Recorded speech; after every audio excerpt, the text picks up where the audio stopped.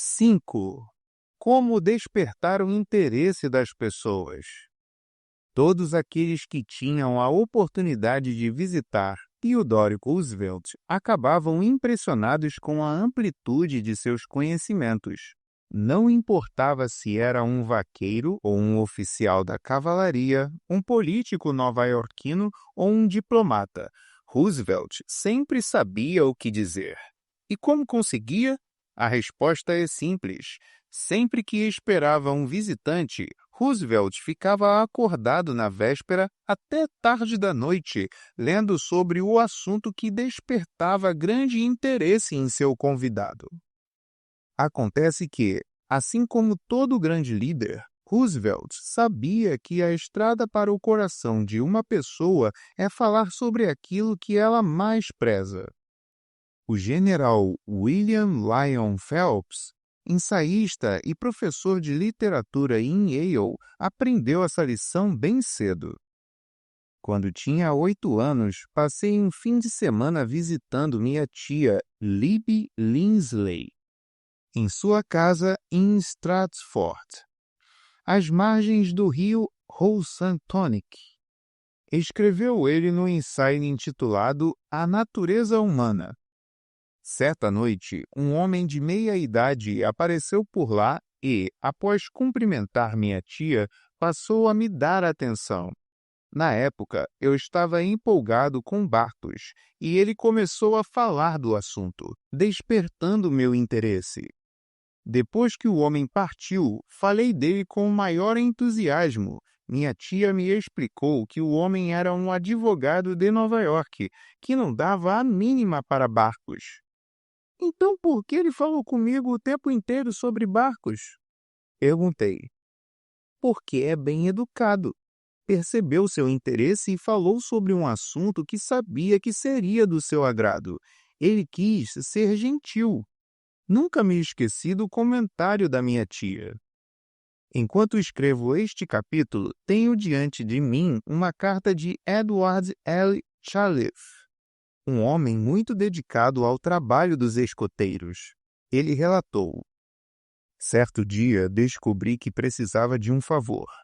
Haveria um grande encontro de escoteiros na Europa e eu queria que o presidente de uma das maiores empresas dos Estados Unidos arcasse com as despesas de viagem de um dos meus meninos.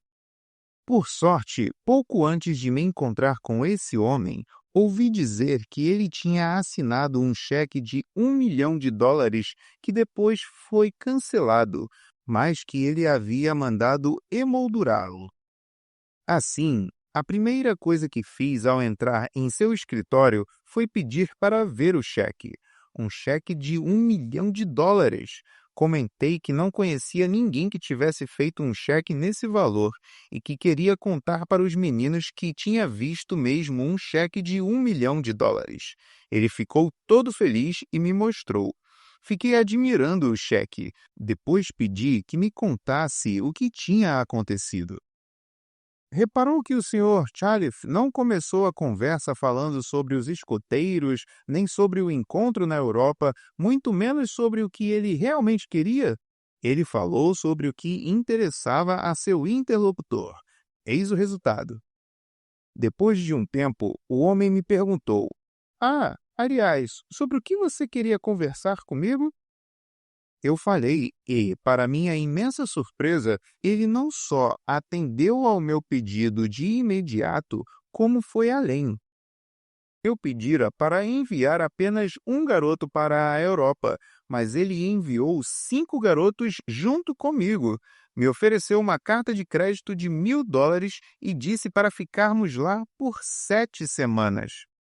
Também me entregou cartas de apresentação endereçadas aos presidentes de suas filiais, colocando-os à nossa disposição e, por fim, nos encontrou em Paris e nos mostrou a cidade.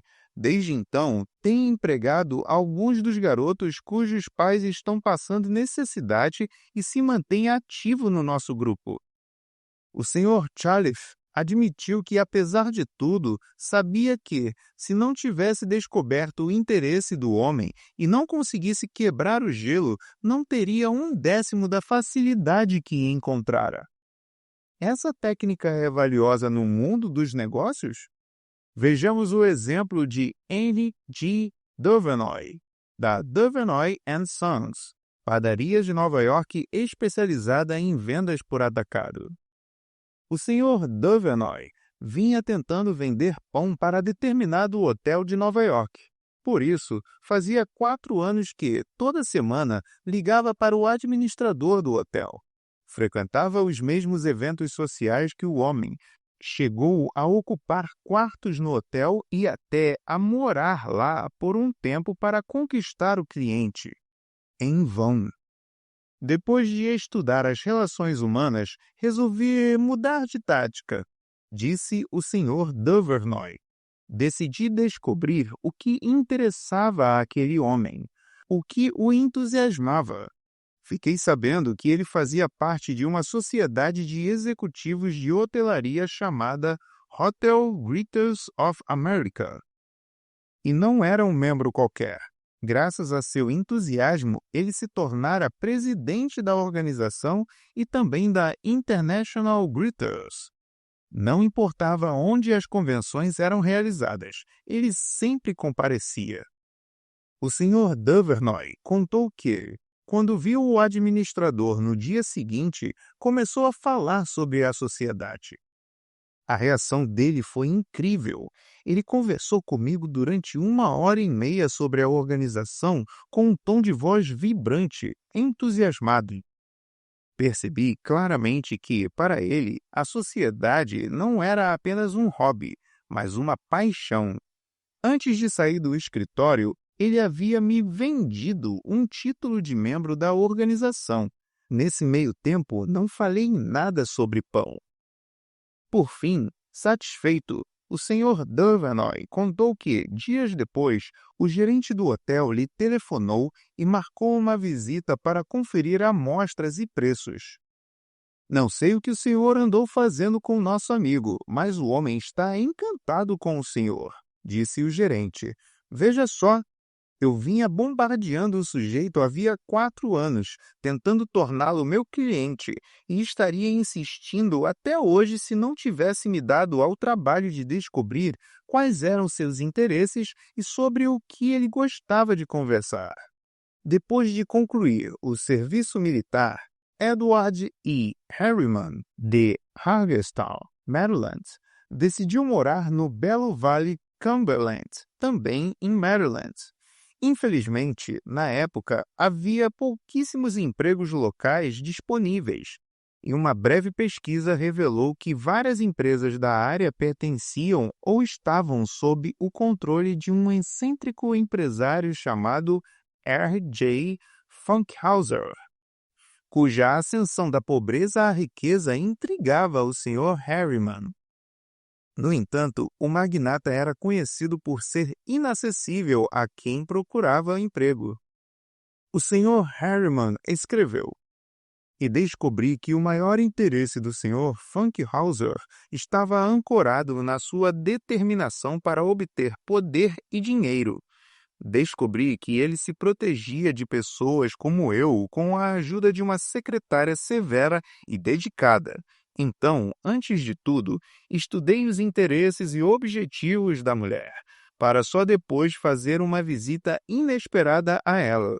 Durante 15 anos, ela vinha sendo um satélite orbitando em torno do Sr. Funkhauser. Quando eu disse que tinha uma proposta que poderia se tornar um sucesso financeiro e político para ele, ela demonstrou entusiasmo. Também falamos sobre a participação construtiva dela no sucesso do patrão. Depois da conversa, ela conseguiu agendar uma reunião com o Sr. Funkhauser. Entrei no imenso e impressionante escritório dele, determinado a não pedir um emprego diretamente. Ele estava sentado atrás de uma grande escrivaninha quando me perguntou, com uma voz poderosa: "O que foi, meu jovem?" "Sr. Funkhauser, Acredito que posso ganhar dinheiro para o senhor, respondi. Ele se levantou na hora e me convidou a sentar em uma de suas grandes poltronas estofadas. Enumerei minhas ideias e qualificações para concretizá-las e expliquei como contribuiriam para o seu sucesso pessoal e o sucesso de seu negócio. RJ, como passei a chamá-lo, me contratou na hora e há mais de 20 anos venho ampliando seus empreendimentos. Prosperamos juntos. Quando nos concentramos nos interesses do outro, o resultado é compensador para ambas as partes.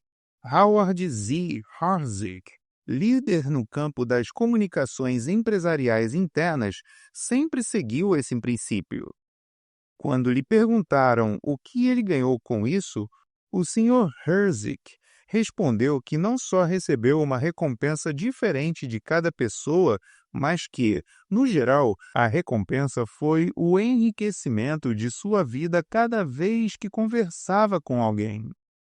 O que o Sr. Dovenoy, o Sr. Herriman e outros neste capítulo descobriram foi o tesouro das relações humanas.